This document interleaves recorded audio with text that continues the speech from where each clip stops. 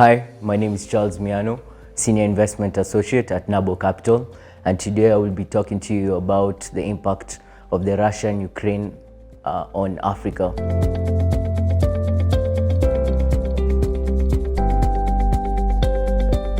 The reason why we're speaking about this is, as Nabo Capital, we invest largely in Africa. We are concentrated in both in North Africa, West Africa, East Africa, as well as Southern Africa, except South Africa.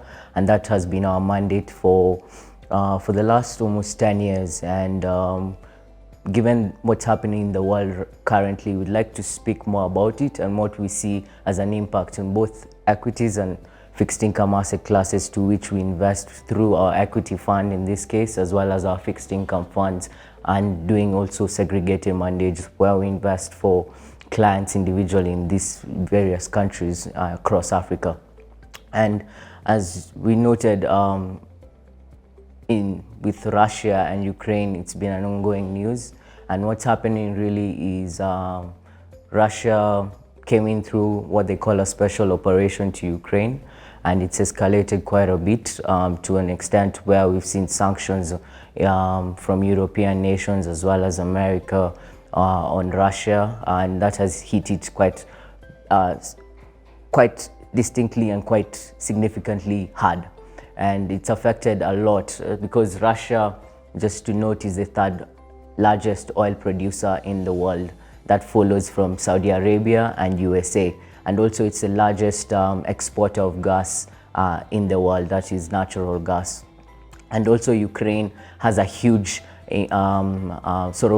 impact, especially when it comes to cereals. So we've seen wheat produce, corn produce being affected. And these are things, especially if you combine wheat, corn, which are significant which we as Africa import significantly. Kenya in 2019 imported wheat. About 10% of that wheat came from Ukraine and about 24% came from Russia. So there's that, and that continues to be sort of the prevailing figure that we think continues, but we do have the 2019 statistics. And based on that, that is a number that shows that what is happening will have an impact in our agriculture, and especially when it comes to food prices. So what's the big effect from this Russia and Ukraine conflict that is ongoing? One is oil. We've noted that since the conflict that began, price of the dollar, the oil price was around $99 per barrel. $99 on the Brent. Currently, as at the point that we're shooting this video, is around $132 per barrel. That means the price is at the highest since it's ever been for the last 13 years. So a significant jump. We've seen also a significant jump in cereal prices, be it wheat, be it corn as well. We've seen increasing gas prices. This is LPG, natural gas. We've seen increase in metals as well, if you name platinum, palladium, bauxite, for example. And with that impact, we're likely to see that filter through. It's going to filter through increase in fuel costs.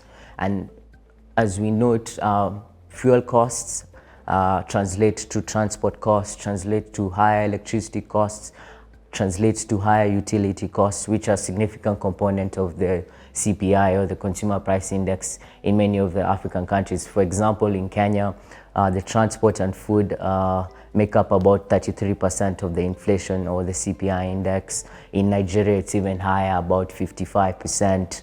In Egypt, maybe about around 50%. So if those components do rise, especially on the fuel side, then you're likely to see the inflation go up. When inflation goes up, then the price of all commodities go up, tends to have an impact also, given that we are importing, as Kenya, for example, we're importing a lot of oil, given that we are a net oil importer.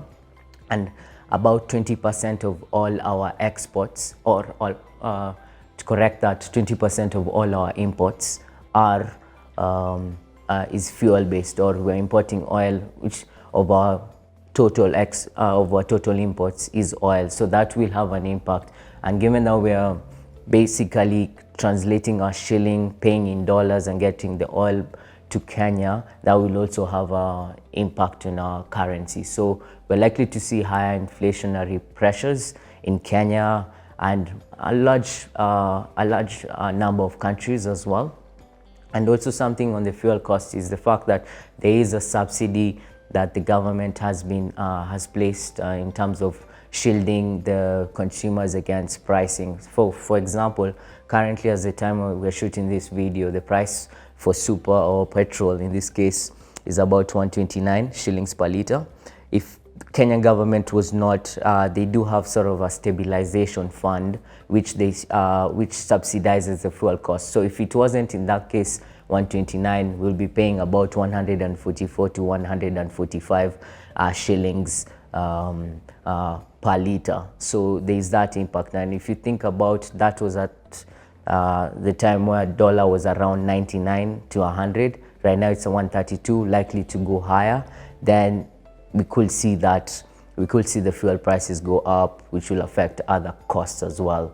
The second thing from fuel is we're likely to see food costs go higher, especially when it comes to cereals.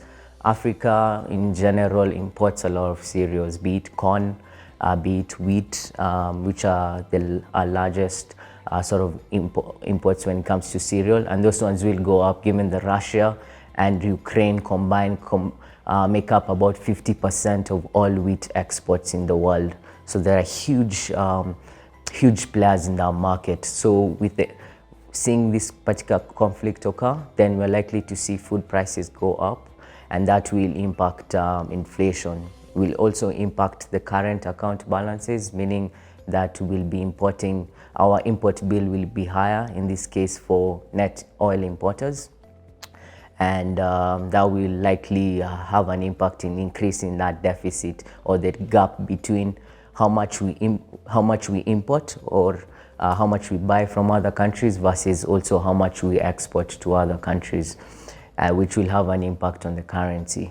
And on another front is just touching on countries which export oil. The biggest exporters of oil in Africa is Angola and Nigeria.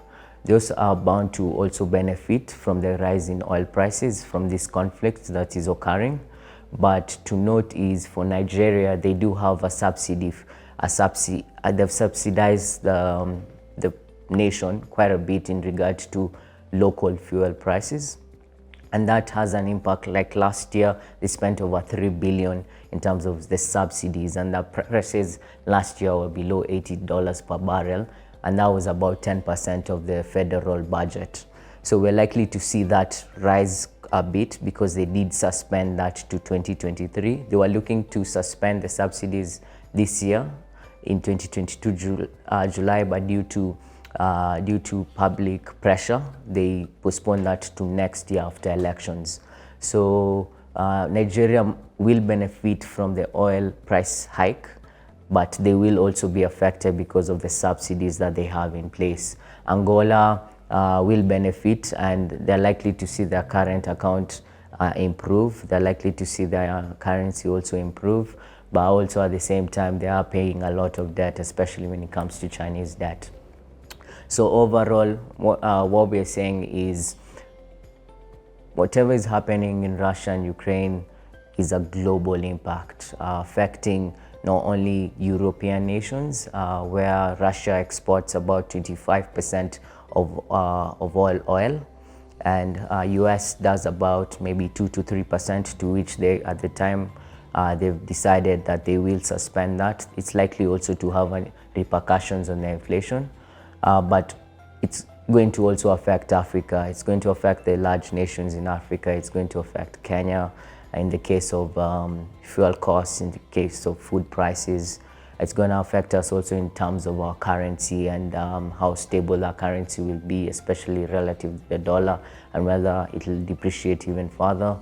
And we as NABU Capital continue to monitor that and continue to see what opportunities can arise, because at this time also there are discounted sort of prices that are coming forth for, let's say, certain opportunities within both the fixed income and equities, and we're looking broadly at that and seeing what opportunities we can invest for investors so we can make money in the long run. So we continue to watch this space, and we hope that you continue watching us, and we'll continue updating you on the going ons. Thank you very much.